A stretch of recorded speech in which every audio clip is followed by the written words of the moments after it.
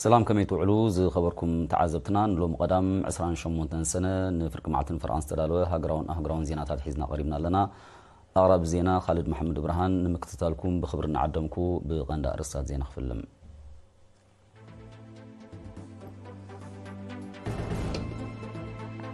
أب نوزوبا ما عيني تحط ساتا في ندك أنستيو أب مادة مرتين مفواس عودة زيتا تخايدوم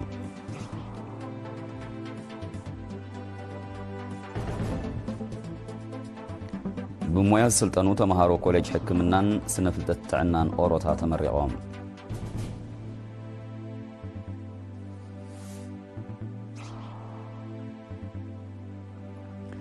أب أيرومالي نوزوبا فوروم أب مقهجا زقات مبارع قدات هوريدو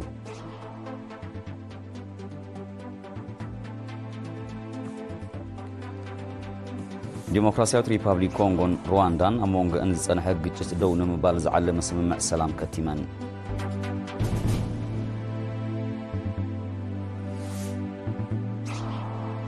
بريزيدنت أمريكا دونالد ترامب هاجرو مس كندا تكايدو زلا نبداو زررب كم تقارصو أفليتو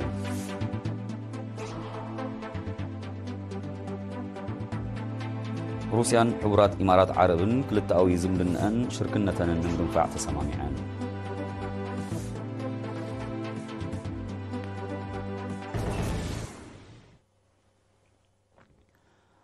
أب نوزوبا مع عيني تحط ساتاف ندك أنستيو أب مادي تمرتين مفواس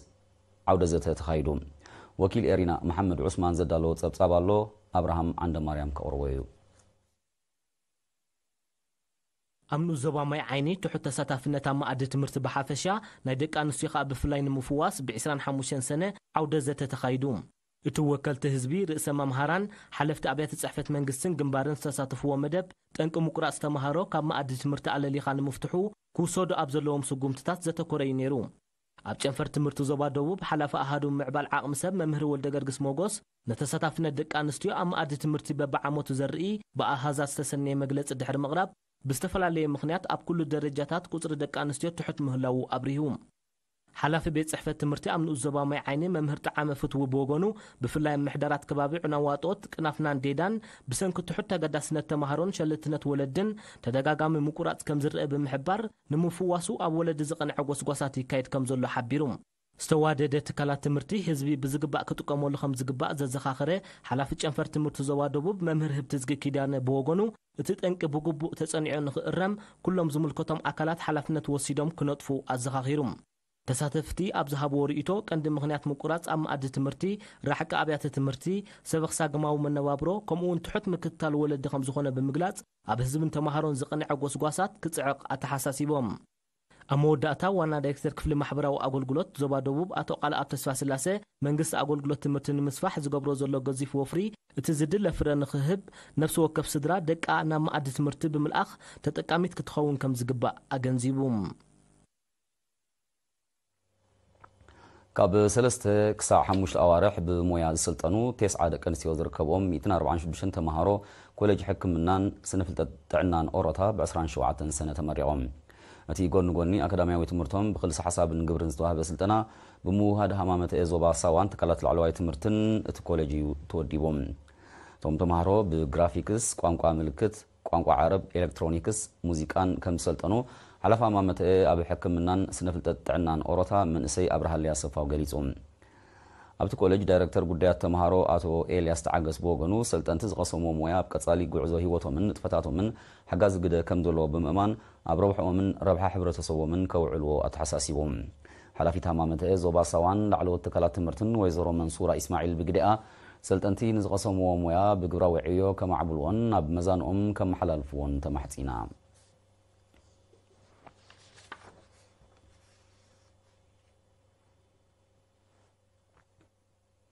أبن أوزواتات مع عيني ما يمنن سرجعان حزبن سرحتنياتات منقسن زبركتو أستاد 330 شحنافة نسدرسوات تمغاريحهم بمسرد زبط حنا حبريتا أبن أوزوبا مع عيني سرحتنياتات منقسي 45 شحنافة تمهارو مبقتان ماكلاين درجة بيت تمرتيك علي بعالتيت شوعة شحن 10 نعفة تغماتو 14 محدارات كباب دما 8 حدن شحن كل 207 حدن نعفة أو فيهم ኣብ ንዞባ ማይምነ ብተመሳሳሊ ሰራሕተኛታት መንግስቲ ኣስታት 9,000 ናቕፋ ተቐማጦ ሓውሲ ከተማ ማይምነ 26,200 ናቕፋ ከምኡውን ኣባላት ሃማደ ብምኽንያት 8 መጋቢት ዘዋፅኦ 12,000 ናቕፋ ተዓዲሉ ብዘይካዚ ተቐማጢ ማይምነ ኣቶ ሰናይ ነጋሲ ንሱሳ ስድራ ስውኣት ኣቶ ኑር ሁሴን መሐመድ ኑር ድማ ን10 ስድራ ስውኣት ንዋታው ደገፍ ገይሮም ኣብ ዞባ ማእከል ንዞባ ሰረጃ ድማ ኣባላት ግንባር ሲቪል ሰራሕተኛታት 69,500 ናቕፋ ገንዘባዊ ሓገዝ ንስድራ ስውኣት ከም ዘወብሩ ወኪል ኤሪና ሓቢሩ ኣብ ንዞባ ፎረም ምሕዳር ከባቢ ኣይሮማለ ብ26 ሰና ብመጋሃጫ ብዘጋጠመ ባርዕ ኣስታት 5 ሄክታር ከም ዝተሃመኸ ወኪል ኤሪና ሓቢሩ በቲ ኣብ ከባቢ ሰዓት 10 ቅድሚ ቀትሪ ዝጀመረን ኣስታት 1 ሰዓት ዝቐፀለን ባርዕ ኣብ ልዕሊ ሰብ ጥሪት ኮነ ሃብቲ ገረብ ዝወረደ ጉድኣት ከም ዘየለ ካብ መደበር ፖሊስ ፎሮን ምምሕዳር ከባቢ ኣይሮማለን ዝተረኸበ ሓበሬታ ኣነፂሩ ጠንቅቲ ባርዕ ከይጠፍአት ዝተደርበየት ሽጋራ ክትከውን ከም እትኽእል ዝሓበረ ሓላፊ መደበር ፖሊስ ፎሮ ተለንተ ተኸስተ ገብሪ ህይወት ነበርቲ ኣብ ኣጠቓቕማ ሓውን መጋሃጫን ጥንቁቓት ክኾኑ ኣዘኻኺሩ ካብ ሓውሲ ከተማ ፎሮ ኣስታት 6 ኪሎ ሜትር ርሒቓ ኣብ እትርከብ ኣይሮማለ ብኽራማት ከበሳን ባሕርን ዝለምዕ ኣስታት 455 ሄክታር መሬት ኣሎ እዚ ከምዚ ኢሉ እንከሎ ኣብ ተመሳሳሊ ዕለት ኣብ ሰዓታት ምሸት ኣብ ምሕዳር ከባቢ ሓድሽ ቃር ኣብ ዝተባሃለ ከባቢ ኣብ መሬት ሕርሻ ጠንቁ ዛጊድ ዘይተነፀረ ባርዕ ከም ዘጋጠመ ካብ ምሕዳር ንዞባ ፎሮ ዝተረኸበ ሓበሬታ ኣረዲዮም በቲ ባርዕ ኣብ እንስሳን ኣግራብን ዝወረደ ዕንወት እኳ እንተዘየለ ልዕሊ 2 ሄክታር ሳዕሪ ከም ዝተቓፀለ ጠንቅቲ ባርዕ ድማ ጓሶት ዝገደፍዎ ሓዊ ክኸውን ከም ዝኽእል እቲ ሓበሬታ ወሲኹ ኣሚቱ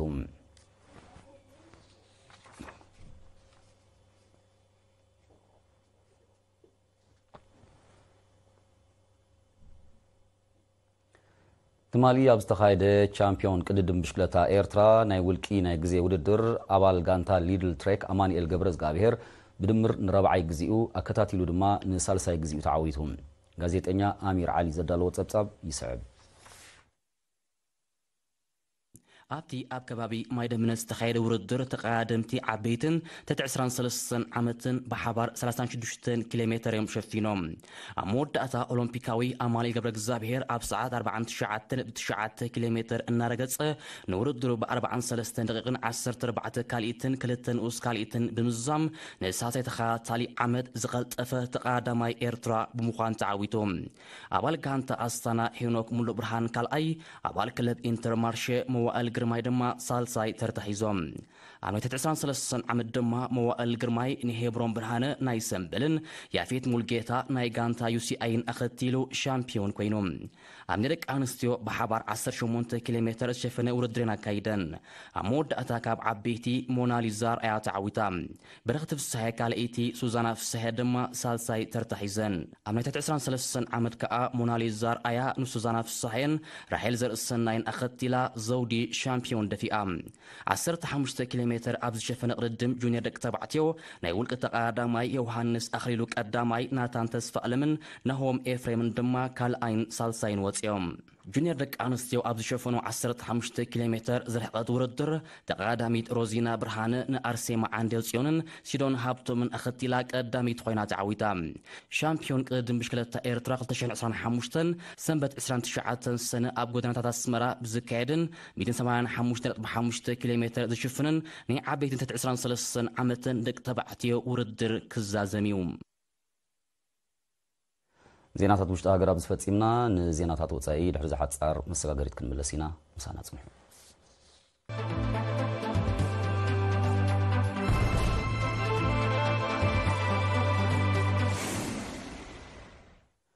ዲሞክራሲያዊት ሪፓብሊክ ኮንጎን ሩዋንዳን ኣብ መንጎአን ዓመታት ዝጸንሐ ግጭት ደው ንምባል ዝዓለመ ስምምዕ ሰላም ከቲመን ነቲ ብመንጎኝነት ኣሜሪካን ቀጠርን ዝበፅሐ ስምምዕ ሚኒስትራት ጉዳያት ወፃኢ ክልቲአን ሃገራት ትማል 27 ሰነ ኣብ ከተማ ዋሽንግተን ዲሲ ከም ዝኸተሙሉ ተቓሊሑ እቲ ስምምዕ ክልቲአን ሃገራት ኣብ ውሽጢ 9 መዓልታት ዞባዊ ቁጠባዊ ውህደት ከበግሳ ኣብ ውሽጢ 30 መዓልታት ድማ ሓባራዊ ናይ ፀጥታ ምውሃድ ከዋድዳ ዝሕግዝ እዩ ብዘይካዚ እቲ ስምምዕ ብኣሽሓት ዝቑፀሩ ወተሃደራት ሩዋንዳ ኣብ ውሽጢ 3 ኣዋርሕ ካብ ዲሞክራሲያዊት ሪፓብሊክ ኮንጎ ክወፁ ዝጠልብ እዩ ይኹን እምበር እቲ ስምምዕ ነቲ ብማዕድናት ሃብታም ምዃኑ ዝንገረሉ ምብራቃዊ ክፋል ኮንጎ ዝካየድ ዘሎ ወተሃደራዊ መጥቃዕቲ ደው ብምባል ምዕራባውያን ኣውፈርቲ ናይ ቢልዮናት ዶላር መኽሰብ ንምኽዕባት ዝዓለመ ምዃኑ ናይ ቀረባ ተዓዘብቲ ይገልጹ ፕሬዚደንት ዶናልድ ትራምፕ ዝተገብረ ስምምዕ ሃገሩ ካብ ዲሞክራሲያዊት ሪፓብሊክ ኮንጎ ብዙሕ ማዕድናት ክትረክብ ዘኽእላ ምዃኑ ገሊጾም ካብ ሩዋንዳን ኮንጎን ዝተዋፅኡ ኺላታት ኣብ ዝሓለፈ ዓመት ብመንጎኝነት አንጎላ ክልተ ግዜ ኣብ ስምምዕ በፂሖም እኳ እንተነበሩ ሚኒስትራት ተን ሃገራት ብዘይ ምስምምዖም ግና ተግባራዊ ክኸውን ከም ዘይከኣለ እዮም ምንጭታት ዝሕብሩ ሩዋንዳ ንዕጡቕ ጉጅለ M23 ደገፍ ከም እትገብር እዩ መንግስቲ ዲሞክራሲያዊት ሪፓብሊክ ኮንጎ ዝኸስስ ይኹን እምበር ሩዋንዳ ነዚ ክስ እዚ ኣሉታዊ ምላሽ ክትበሉ ጸኒሓ እያ ዕጡቕ ጉጅለ M23 ኣብ ምብራቃዊ ክፋል ዲሞክራሲያዊት ሪፓብሊክ ኮንጎ ብዘካየዶ ተደጋጋሚ ወተሃደራዊ መጥቃዕታት ዓሰርተታት ኣሽሓት ሰባት ክሞቱ እንከለዉ ሚልዮናት ከም ዝተመዛበሉ ጸብጻባት ይሕብሩ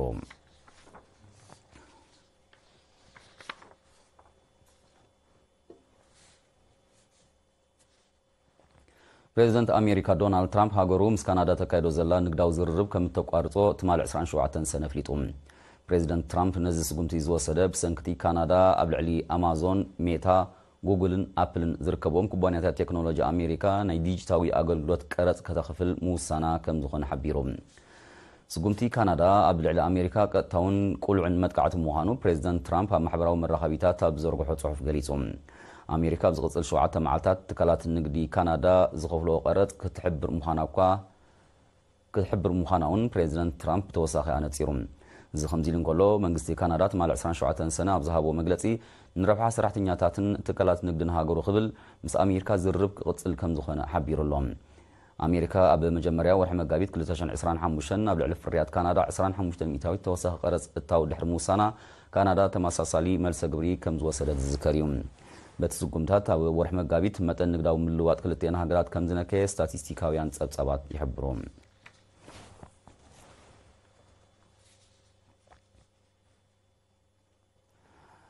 روسيان حبرات إمارات عربن كلتاوي زمدنأنن شركنتن نمدنفاع تسمامعن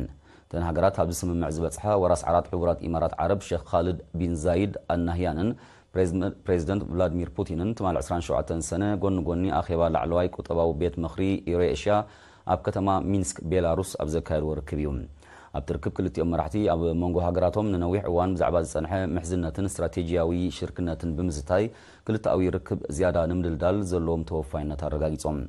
بريزيدنت بوتين أب زهابو مجلسي حبرات إمارات عرب مس أبلات كتباو ودب إيريشيا نزختموتو نقداو سممع بممغواس نتسممع أب حيالو فريات نزسنحة قرات بسمانيان حموشتن ميتاوي تزاودل أقداسي سقمتي خمس خونه قليصوم زممع زي نقداو ملواتن كتباوي زمدنان هاجرون حبرات إمارات عرب نممع بعض زحجز كم خونه بريزيدنت بوتين بتوسخ حبيرهم زخمزيلن كله خلتي موجنات أب حيالو أقداسي زوباون أهجرون قدات كم سمايات وتغاليهم بروسيا زمراح بكل تشن 15 سنة مسرته قطبا ودب يوريشيا لعلي 280 مليون بزح حزبن 3.4 تريليون دولار كاب جاملة على ما قطبا وتوتن كم زشفن صبصبات يحبرهم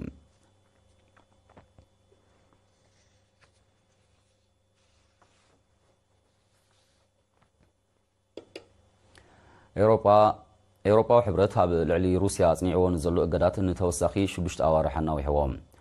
مرحتي أبال هاجرات أوروبا وحرود تمالي 26 سنة أب كتما براسلس أب زكايدو أخيبا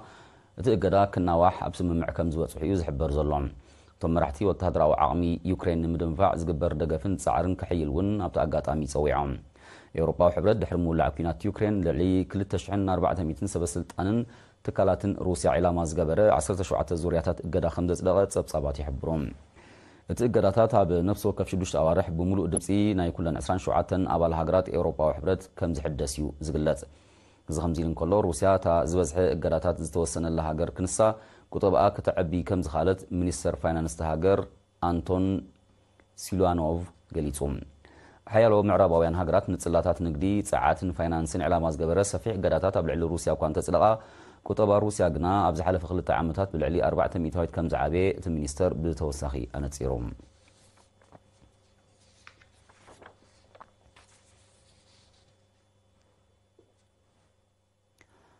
إسرائيل تمال 27 سنة أبدوبا وليبانوس متقعة أير كم زكايلت مع كانت زينا قالحن يتدبدب وتهدراوي علامات من قصاص حزب الله زنة أثر مخانو إسرائيل حبيرام يغن برك قدام مينستر ليبانوس أب محبرة ومرخبيتاتو أب الزرق صحف من إسرائيل بمتحاس لولاونتن جزاتاوي حدنتن هاجرو بمخصاص نتمتقعتي بترخوني نوم إسرائيل كابز حلف معلتات حزا أب دوبا وليبانوس أنصار علامات حزب الله تبلو متقعتات أحيلاتهم زلا يحبر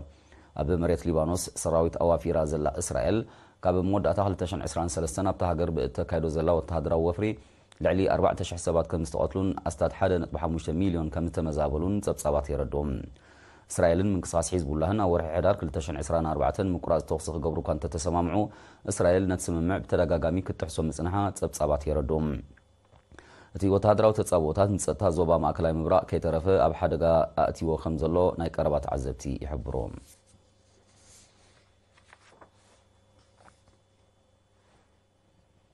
ኪዳን ሰሜን ኣትላንቲክ ኔቶ ንሰላም ኤውሮጳን ዞባ ኤስያን ፓሲፊክን ናይ ምዝራግ ንጥፈታቱ ከቋርጾን ካብ ኣተሓሳስባ ዝሑል ኩናት ክወፅእን ቻይና ፀዊዓ ቻይና ንዝፃውዒት እዚ ዘቕረበት ዋና ጸሓፊ ኔቶ ማርክ ሩት ቻይና ኣብ ኩናት ዩክሬን ንሩስያ ደገፍ ከም ትገብርን ኣጽዋር ከም ትልእኽን ድሕሪ ዘቕረቦ ክሲ እዩ ኣፈኛ ሚኒስትሪ ጉዳያት ወፃኢ ቻይና ጉኦ ጂያኩን ኣብ ዝሃቦ ጋዜጣዊ መግለጺ ኔቶ ዘቕረቦ ክሲ ዙምቡዕን ንንቡር ወተሃደራዊ ገስጋስ ሃገሩ ዘይመልክዑ ዘትሕዝን ምዃኑ ሓቢሮም ዘይካዚ እቲ ኺዳን ነቲ ጉዳይ ከም መምኽኔታ ተጠቒሙ ኣብ ዞባ ኤስያ ፓሲፊክ ዝህላዊኡ ንምርግጋጽን ወተሃደራዊ ወጻኢታቱ ንምዕባይን ዘካይዶ ዘመተ ከም ዝኾነ ዝሓበረ እቲ ኣፈኛ ቻይና ልኡላውነታ ጸጥታ ልምዓታን ረብሓታታን ብጽኑዕ ከም እትሕሉ ኣረጋጊጾም ኪዳን ሰሜን ኣትላንቲክ ኔቶ ብ24-25 ሰነ ኣብ ከተማ ዘሄግ ሆላንድ ኣብ ዘቃንዑ ዓመታዊ ዋዕላ መራሕቲ ኣባል ሃገራት ወተሃደራዊ ባጀት ንምዕባይ ዝወሰዶ ስጉምታት ንዞባውን ኣህጉራውን ሰላም ዝዘርግን ሓደገኛ ምዃኑን ዝጠቐሰ ተኣፈኛ ነቲ ስጉምቲ ኣትሪሩ ተቃዊሞም እዚ ከምዚ ኢሉ እንከሎ ሚኒስትሪ ምክልኻል ቻይና ኣሜሪካ ንፖሊሲ ሓንቲ ቻይና ከተኸብር ከምኡውን ንታይዋን ናይ ምንጻል ድሌት ናብ ዘለዎም ፖለቲካውያን ሓይልታት ጌጋ መልእኽቲ ካብ ምትሕልላፍ ክትሕየብ ኣተሓሳሲቡ እቲ ሚኒስትሪ ነዚ ዘተሓሳሰበ ድሕርቲ መንግስቲ ኣሜሪካ ኣብ 2026 ንደሴት ታይዋን ዝወሃብ $500 ሚልዮን ወተሃደራዊ ሓገዝ ድሕሪ ምጽላቑ እዩ እዚ ስጉምቲ እዚ ነቲ ኣብ ዞባ ኤስያን ፓሲፊክን ብሓፈሻ ብጉዳይ ደሴት ታይዋን ድማ ብፍላይ ኣብ መንጎ ቻይናን ኣሜሪካን ተፈጢሩ ዘሎ ምትፍናን ዘዕርግ ምዃኑ እዮም ተንተንቲ ህልው ኩነታት ዝእምቱ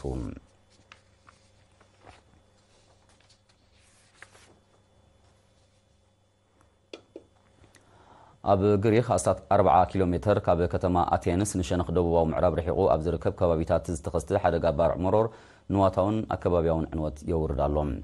ብሰንኪ ባርዕ ሰፊሕ ናይ ሕርሻ መሬትን ልዕሊ 20 ኣባይትን ከም ዝተሃሞ ኸዩ ዝግለጽ ዘሎ ኣብቲ ከባቢ ህፁፅ ናይ እዋን ሓደጋ ድንጋጌ ዝኣወጀ መንግስቲ ግሪክ ነበርቲ ናብ ውሑስ ቦታታት ክግዕዙ ትእዛዝ ኣመሓላሊፉ ነቲ ባርዕ ኣብ ትሕቲ ቁፅፅር ንምውዓል ብ12 ነፈርትን 12 ሄሊኮፕተራትን ዝተደገፉ ልዕሊ 130 ኣባላት ኣህዱታት ምጥፋእ ሓዊ ከም ዝተዋፈሩ ዝገለጹ ሰመዚ ሲቪላዊ ድሕነት ግሪክ ኣብቲ ከባቢ ተኸሲቱ ዘሎ ብርቱዕን ደረቕን ንፋስ ነቲ ጻዕሪ ኣኽቢድዎ ከም ዘሎ ሓቢሮም ጠንቂ ናይቲ ሓደጋ እኳ እንተዘይተገልጸ ኣብቲ ከባቢ ተኸሲቱ ዘሎ ደረቕ ንፋስ ዝዓብለሎ ውዑይ ኩነታት ኣየር ክኸውን ከም ዝኽእል ግና ይእመት ግሪክ ክሊማዊ ዋዒ ብዘስዕቦ ባርዕ መሮር ብተደጋጋሚ ካብ ዝከዓ ሃገራት ምዃና ጸብጻባት የረድኡ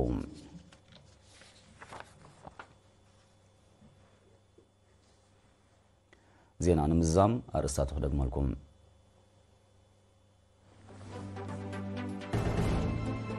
ኣብ ንኡ ዞባ ማይ ዓይኒ ትሑት ተሳታፍነት ደቂ ኣንስትዮ ኣብ ማኣዲ ትምህርቲ ንምፍዋስ ዓውደ ዘተ ተኻይዱ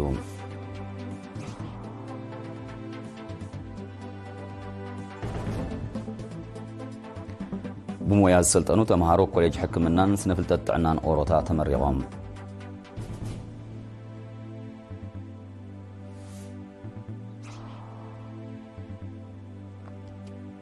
ኣብ ኣይሮማለ ንኡ ዞባ ፈሮ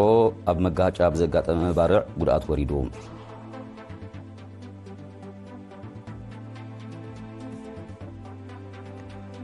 ዲሞክራሲያዊት ሪፓብሊክ ኮንጎን ሩዋንዳን ኣብ መንጎአን ዝጸንሐ ግጭት ደው ንምባል ዝዓለመ ስምምዕ ሰላም ከቲመን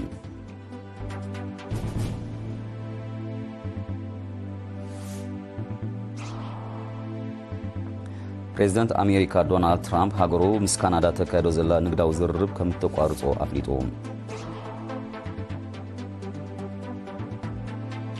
ሩስያን ሕቡራት ኢማራት ዓረብን ክልታዊ ዝምድናአንን ሽርክነተንን ንምድንፋዕ ተሰማሚዐን